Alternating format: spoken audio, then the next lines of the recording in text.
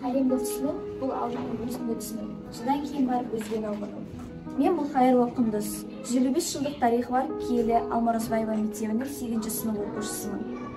Әлеуметтегі ақпараттар мен сыртқы факторлардың әсерінен санаға сан сауал жинап, тығырыққа тірелген кезде тірек болатын. Өмірлік бағытын айқындауда дұрыс жол сілтеуші, қиын кезде қасынан табылатын жанның бірі болғым келеді. Мен бір жұмбақ адамын орындайлы деп ұлы Абай атамыз айтқандай, әрбір тұлға жұмбақ. Сол жұмбақтың шешімін тауып, жүрек кілтін аша білу, әрбір жүректің құпиясын оқи білу мен қалаған мамандықтың тылсым сыры. Әлемде сан түрлі мамандық иесі бар. Өз жүрек қалауыңды, ішкі дауысыңды ести білуін сен жетістіктің тең жартысымен бара-бар.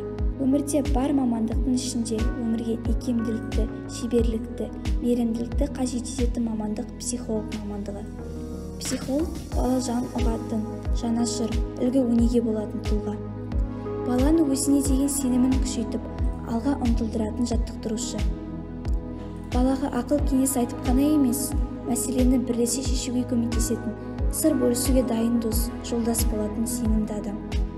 Ең алдымен адамның ішкі жан дүниесін зерттейтін ғажап мамандығы арқылы жабырқаған көңілге қуаныш сыйлап, олардың жүрек түкпірінде жатқан бүкпесіз сырларын тыңдап, болашағына сеніммен қарауға жетелейтін тұлға. Әлемде сан түрлі мамандық иесі бар. Өз жүрек қалауыңды, ішкі дауысыңды ести білуін сен жетістіктің тең жартысымен бара-бар.